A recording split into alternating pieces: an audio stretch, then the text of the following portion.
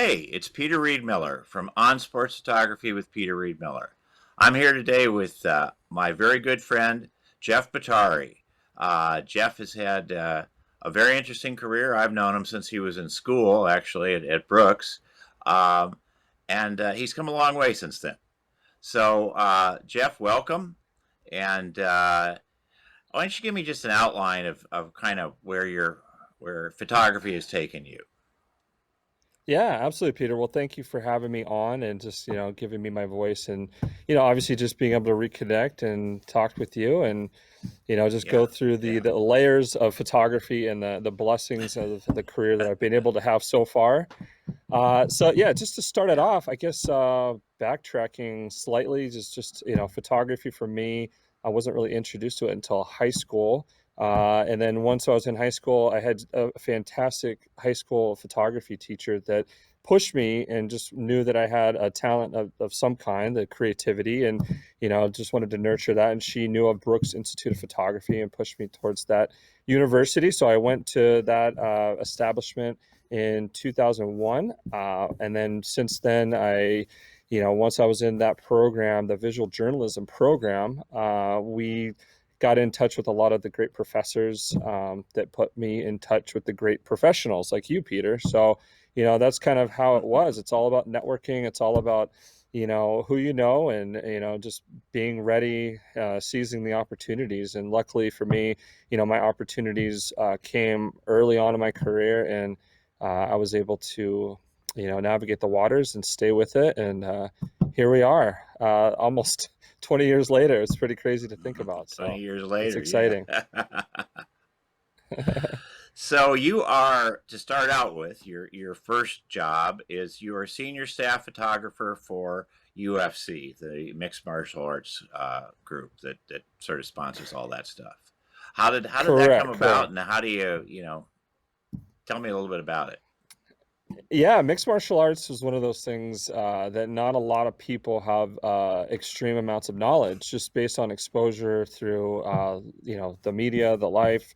It just depends on who you talk to. Not a lot of people know about it. So for me, backtracking in 2013, there was an opportunity with the UFC here in Las Vegas as a photography coordinator. And, prior to that, the UFC photo team consisted of really one staff photographer, Josh Hedges, who's an incredible boss. He's been with the UFC since the beginning, since 1993 when they purchased it, and made it into what it is today. So luckily, my opportunity came. But prior to that, obviously, that didn't just come, right? It wasn't just handed to me. It wasn't just given to anybody. There was a lot of people trying to Right. get into that sports realm. So backing up, 10 years prior to that was, right out of school at Brooks, I was able to get into assisting and editing. And, I just got into photography however I could. A lot of people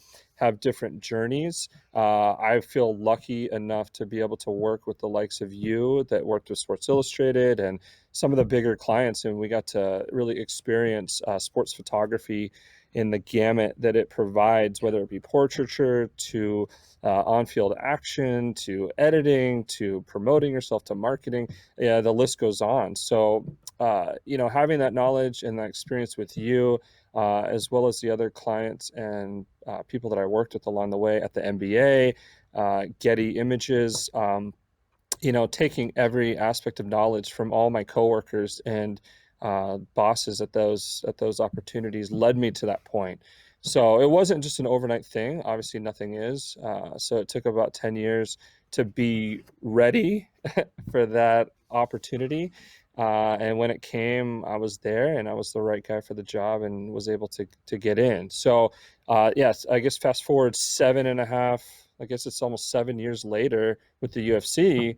I'm now the senior staff photographer. I still work under our director of photography, Josh Hedges, and we have an amazing team. And it's only three of us on staff. We have two full-time contractors, and it's a great team and it's a great opportunity, and it keeps me busy.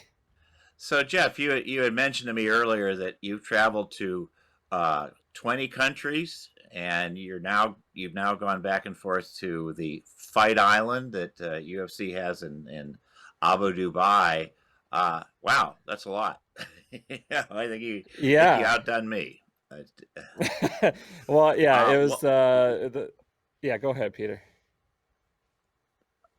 oh, not nothing. I mean, I was just gonna say, what's the hardest thing about shooting in the cage? I mean, it's like to me, it's always seemed incredibly difficult. You've got fast motion, you've got your close, and you're shooting. I've seen you shoot above, but most of the time, people are shooting through the chain link. Correct, correct. Yeah. So with the octagon setup itself, we're lucky in the fact that everything happens in one small confined area, which is normally not the case for sports in general. Usually, it's a long Yeah, field, or it's an arena, or it's a ice rink, whatever you have you.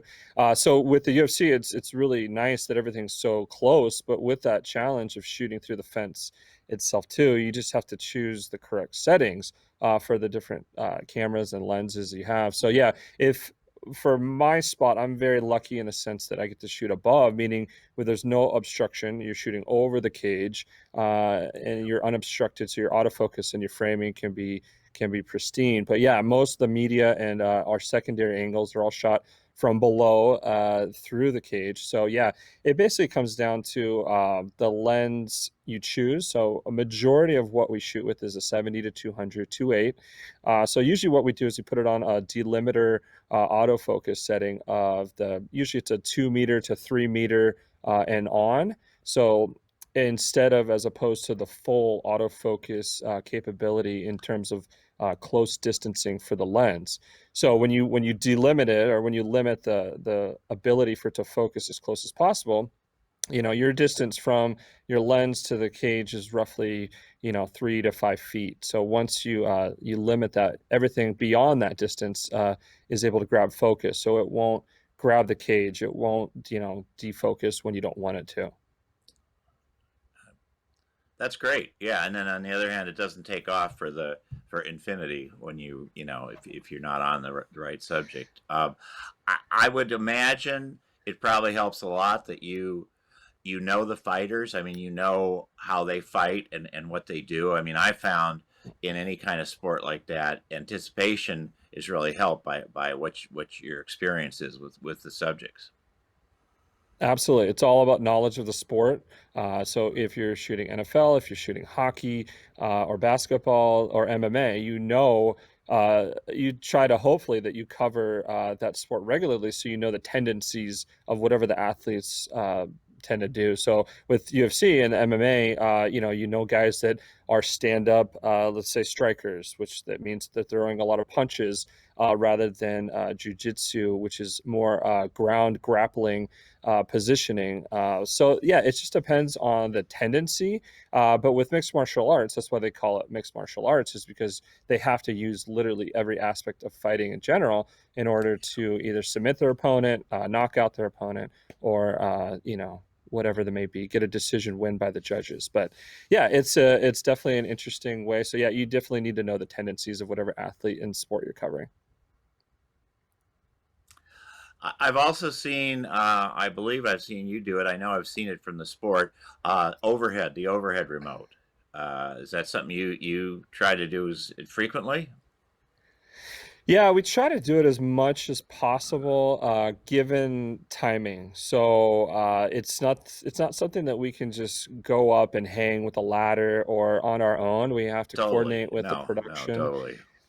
Yeah, so a lot of it has to do with our lighting truss. From a production standpoint, the Mhm. truss is what hangs above from the ceiling rafters to slightly above it basically holds the lights for everything that's lighting the Sure, octagon. So sure. within that truss, within that production truss, you have areas that broadcast cameras take obvious priority over, and then we kind of fill in As the holes always. where we are able to. Yeah, and it's just understandable. Broadcast is Oh, king, and they pay the bills, so it's all good. they But yeah, pay the so we try bills. to Yep. Yeah. So we try to fit around that appropriately, and so it's all about knowing the production staff, doing it ahead of time. Usually, if we do hang an overhead remote, we do it 3 to 4 days prior to the actual event, and we use, it's about getting in a lift. It's timing. Sometimes Mm. you're able to do it while the truss is on the ground, and then they raise it later, and then you focus later. So it all depends on the setup. But yeah, with basketball or hockey, usually you have access to a catwalk, which you have clear overhead views of. But with Yeah, yeah. MMA, it's not the fact that truss is so low to to the cage that it's not really viable to hang a remote within an arena or anywhere. It's because you're just simply blocked. So it's kind of Yeah, an no, that's exclusive a thing for us. Yeah, we yeah. try to we try to invite other outlets to do it when it's feasible, but most of the time it's so much to coordinate. The timing usually doesn't work out, so we usually do it when we can. Yeah. And yeah, for like you said, going back to Fight Island, we try to do it at bigger events, whether Conor McGregor's fighting or like for example Fight Island when Israel Adesanya and Paulo Costa at UFC 253. That's a big one, so we'll do it for that. And then yeah, it's just one of those things that we try to do when it warrants the effort, on the return. Just a small question for a fellow photographer. How do you fire it? Do you radio, hardwire?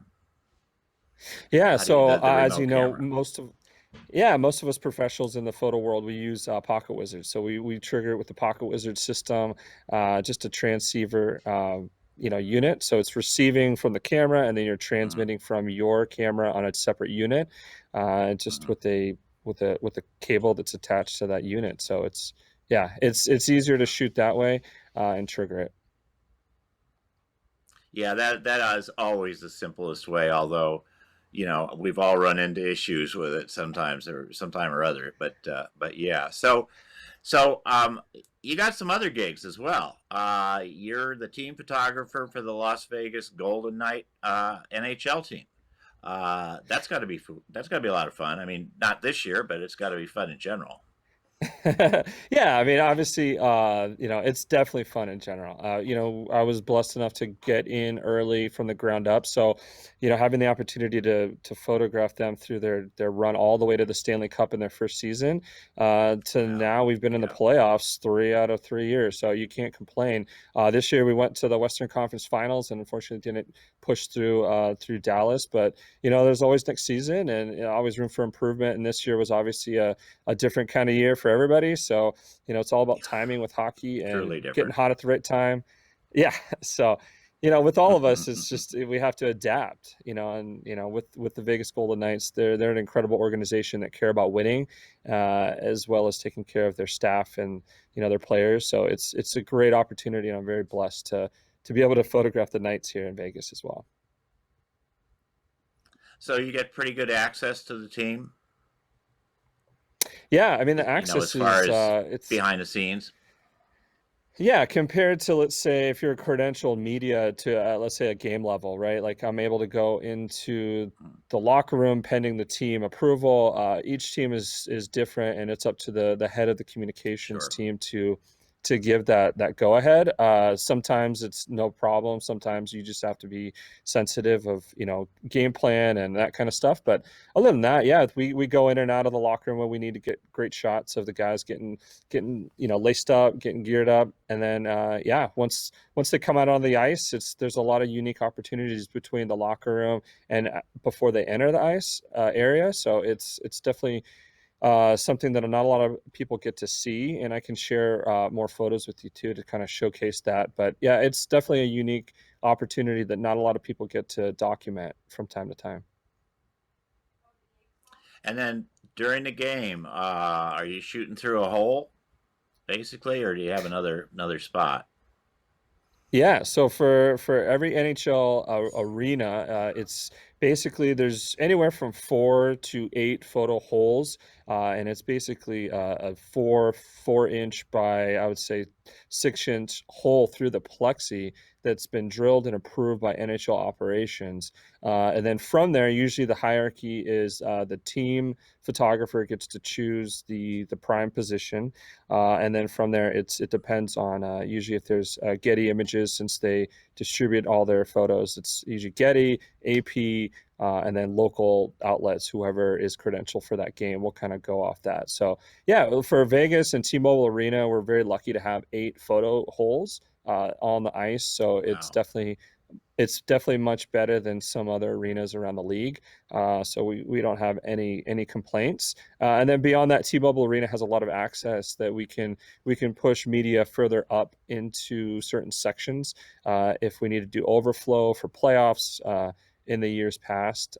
So yeah, it's definitely a unique thing. But yeah, I wish I could focus on just shooting half the time. Usually I'm coordinating something, or trying to get people Yeah. to their seats, or to their photo position, and trying to walk people through stuff.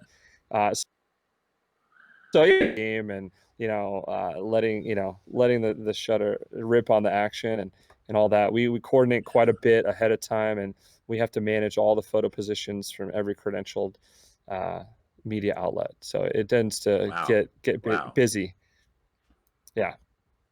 Yeah, that's the part of the team photographer job a lot of people don't think of. I mean, I've seen it with with pretty much all the teams in any sport. It's like you're responsible for a lot more than just getting pictures.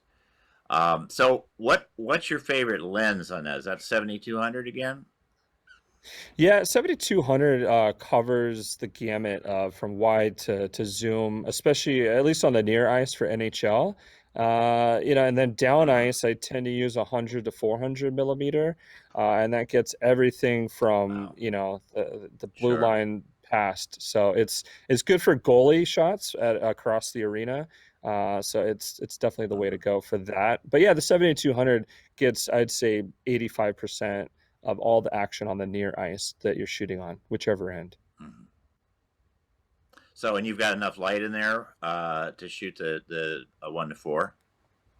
Yep, yep. So with T-Mobile Arena, it's a newer arena. It's only a few years old, Mm. so all the lighting is state-of-the-art LED lighting. So we don't really necessarily need to do hardwired triggered strobes, which a lot of other team photographers have to do.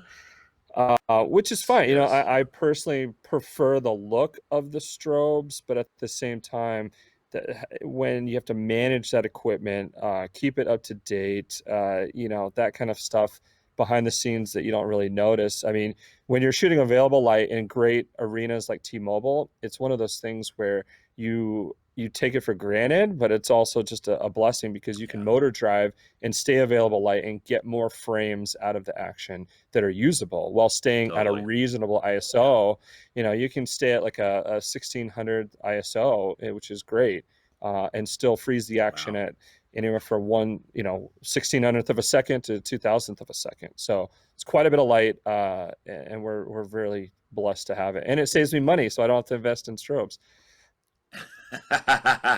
Yeah, we've all done our time with strobes, and I love them too. I love the look, but doing even doing basketball at Staples, it's just like that. Just going in there and shooting available, oh, so sweet. After years, many years of shooting on strobe and having that, 1 second or 2 second recycle, man, available light is the way to go.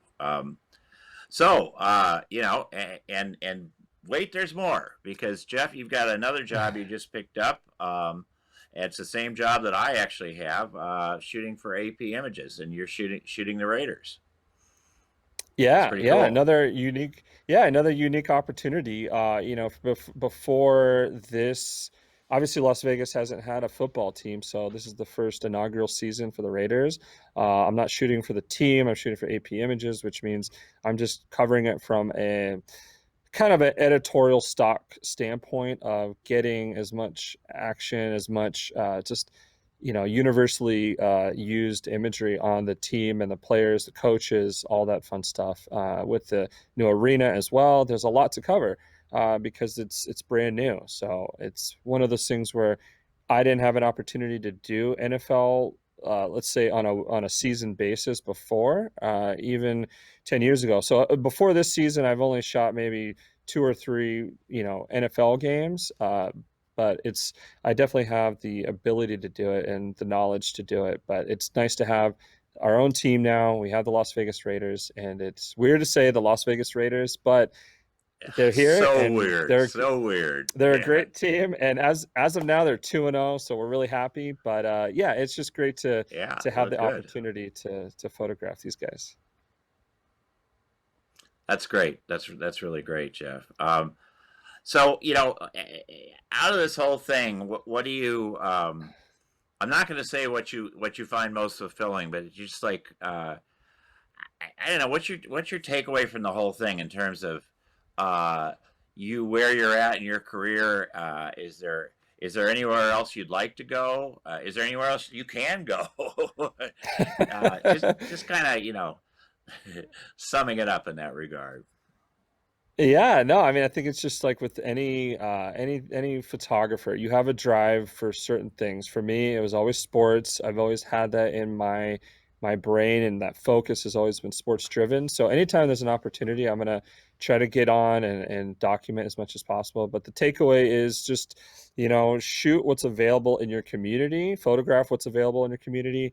It's one of those things where if high school baseball or high school football is the highest level that you have in your community, photograph it, take every opportunity. Yeah, But totally. be and it just prepares you for if you do move on to a different city or a different opportunity may come up that you're ready for and you have a portfolio for. So that I know that speaks to a lot of younger photographers, a lot of people that are just getting into the industry. Yes, it's not an easy industry to get into, but if it is your passion and it's what you want to do, Yeah, it is possible. It may just take a little bit more time. exactly. Just like with everything now, you just have to be patient. You have to be able to adapt, understand the concern, not the concerns, but just the opportunity, like I said, that's available, and just be patient. We've seen so many years a lot of photographers over the years. They're so impatient and they just burn their bridges and they do Frustrated. things Yeah, frustrated. Yeah, it's letting the frustration get the best of them, and that's something that you just have. I feel like for me, I've always been so laid back in a sense, but just ready to take on new tasks and not letting things frustrate me when, like for example, like in the beginning of my career, of course we all want to be at the Super Bowl, right? We all want to photograph a Super Bowl, and we all want to be at these high level, events all over the world. But even the Olympics, for example, I've never shot in an Olympics. So I guess getting back to your question, I know it's a little off the topic, but I think Olympics eventually would be very cool to experience yeah. and to see in person if we're able to ever have them again. But yeah, I think eventually it Yep. will happen. It's just a matter of time. But yeah, I think it's just staying patient, especially in these times now, and just understanding, the client or whoever you're working for, and just playing ball with everybody, no pun intended, and just being able to adapt when you need to with needs and technology. And that's just there's so many aspects to photography, but if you can slowly master each part of it over the years, then eventually you're gonna be able to nail it every time you go out to work.